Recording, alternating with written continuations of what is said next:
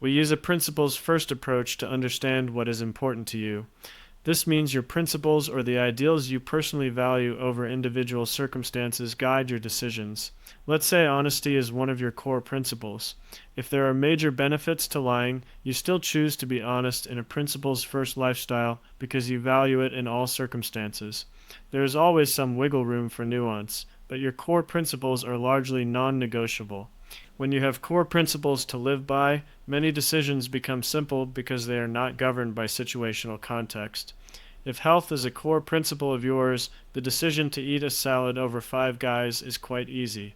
The best way I've found to discover principles is through Mark Manson's onion approach. This approach involves viewing your emotions like your check engine lights. They aren't inherently good or bad, but they indicate the status of the machinery inside. Whenever you feel emotional, be it pleasant or painful, these three questions are useful to reflect on. 1. What am I feeling? 2. Why am I feeling this way? 3. What principles are driving this emotion? Using this process to observe your emotions without judgment and peeling back the layers to understand their roots is a powerful way to rediscover your values.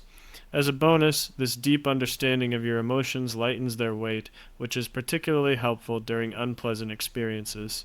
Here's an example of how I used this thought process when I moved to a new city in the beginning of a pandemic. 1. I frequently found myself angry and sad. 2. I noticed the sadness was because I felt lonely in a new city without knowing anybody. Anger arose because in a pandemic, I felt as though I lost the power to meet new people. 3. I valued spending my time connecting and sharing experiences with others. The perceived loss of my ability to live by this principle drove me to feel sadness and anger. Realizing what principles were driving my emotions removed their sting and allowed me to adjust my lifestyle to the new world I lived in. I found that I could still connect and share my experiences with others without physical connection. In fact, going through this onion process reignited my passion for expressing myself through writing. Perhaps you go through this process and you discover some principles you aren't so fond of. Maybe you value the opinions of others, money, or other vices too much. With poor principles, the decision-making framework in this book can offer you clarity in your decisions, but there is no guarantee that the direction you are pointed is worthwhile. If you want to make good decisions you can be proud of, you need fundamentally good principles to lean on. Obviously, I cannot tell you whether a principle is good or not. That is your decision. But a general rule of thumb I set for myself. If neither my 7-year-old nor my 70-year-old self would be proud of a principle I value, it probably ain't good. Let's say accumulating wealth is one of your core principles, but you wish to change that. In order for money to be a core principle, you must identify with it. You tell yourself consciously or not, I'm the type of person who values money over most things. I am better or worse than another person because I have more or less income. The best way to change such a principle is to strike at its root, your identity or how you view yourself. Since your identity is upstream of your principles, and your principles are upstream of your actions, it is a fundamental playmaker in the decision-making process. In other words, if you change your identity, your principles and decisions change. If you think about your identity, you usually reflect on your memory to piece together what makes you you. This is because your identity is intertwined with your memories, so it is worth understanding a few fundamentals around memory if you wish to change your identity. Memory fundamental #1, purpose. Your brain does not seek to record an accurate accounting of your history. The sole purpose of your memory is to register experiences that your brain believes to be helpful in the future. This means information you do not believe to be useful is wiped from your memory within minutes. Memory fundamental #2, presentism. The primary indicator your brain uses to mark information for long-term memory is intensity of present emotions. Remember the last monotone lecture you heard from an unemphatic teacher? Me neither. A speaker may have impeccable logic, but if he can't recruit the audience's emotions, his words will flow right through the ears. A consequence of this connection between memory and emotion is a distortion of your memories whereby the most emotional events in your life are the most memorable. For example, if an event feels particularly embarrassing, your brain will mark it for long-term memory to avoid embarrassment in the future. It might pop into your head as you lie in bed, or if it was exceptionally emotional, it could haunt you for weeks and years to come. Meanwhile, the cute stranger that witnessed your blunder forgot about it by the end of the day, because the event did not stimulate any intense emotions for her. Memory fundamental hash 3, telephone directory. Like the rest of the world, your brain operates on limited resources. To save computational power, your brain does not store the actual events of each memory.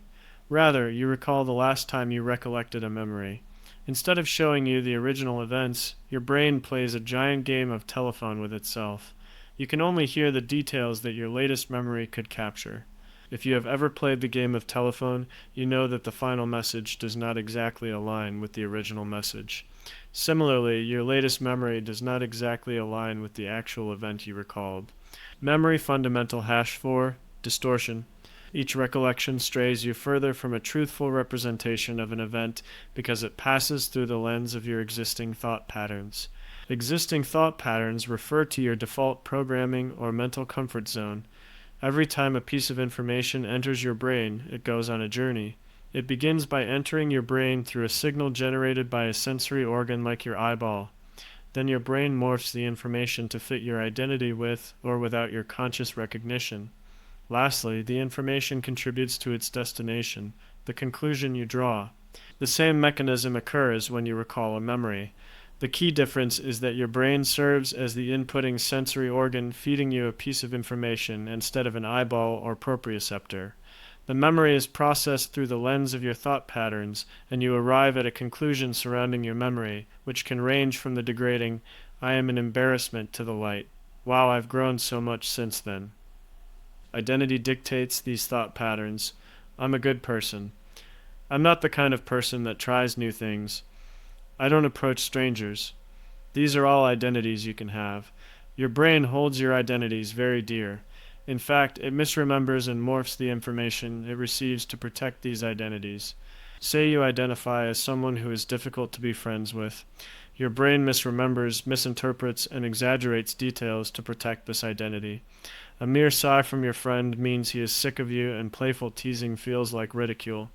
Realistically, these events are not personal slights nor of malicious intent. But since you hold this identity, your brain manipulates the information to confirm your belief of yourself. Memory fundamental hash 5, positive feedback loop. Memory and identity are governed by a positive feedback loop. What you recall influences your identity, and your identity shapes your interpretation of events. Thus, your identity is a self-fulfilling prophecy because it creates memories that reinforce it. To quickly recap the fundamentals of memory. 1. Your memory is not an accurate accounting of your history. 2. Memory is impacted by the emotions present during its formation. 3. Memories change with each recollection. 4. How your memories change depends on your identity. 5. How identities change depends on which memories you recall and how they made you feel. Putting these fundamentals together, you can manipulate your identity by meditating on different memories.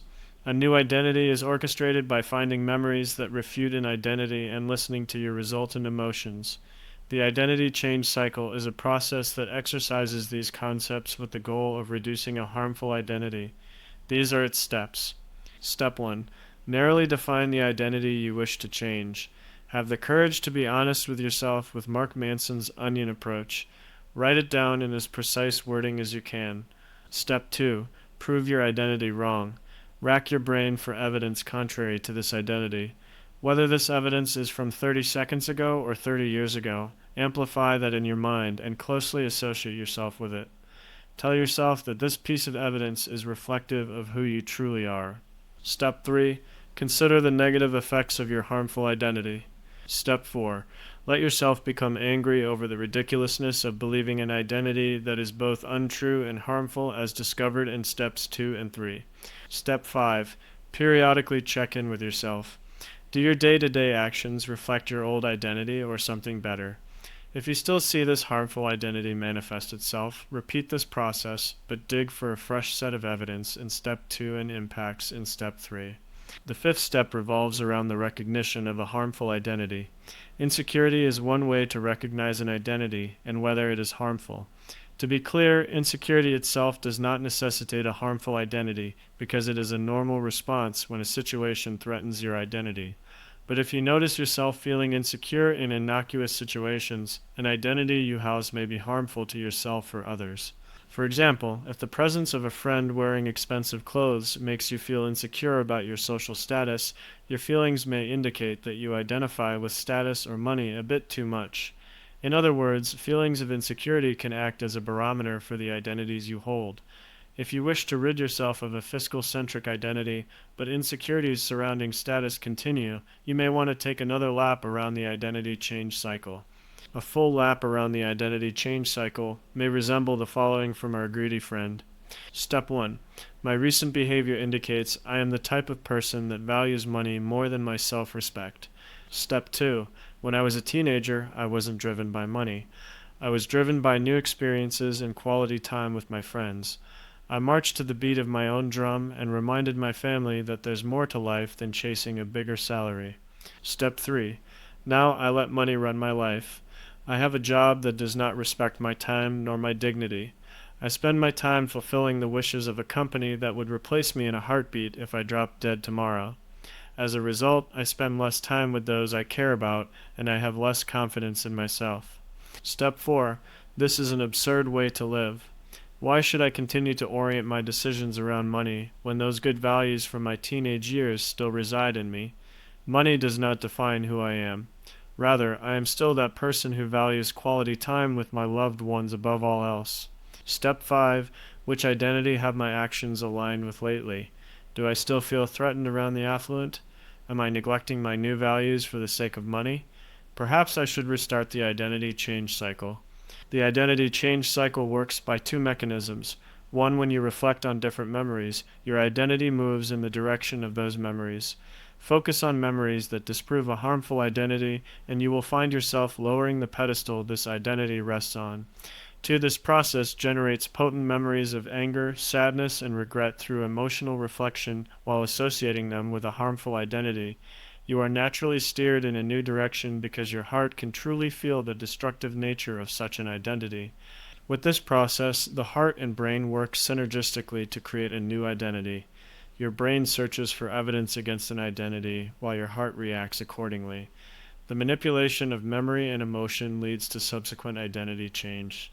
A tool such as this depends on the user's ability to find a balance between living life and reflecting on it. Obsessively meditating on your identity is a great way to develop a few neuroses, but failing to consider the connection between your emotions, actions, and identities leaves a wake of regrets. Periodic use of the identity change cycle can help nudge the heart and brain away from harmful identities and towards principles you can be proud of.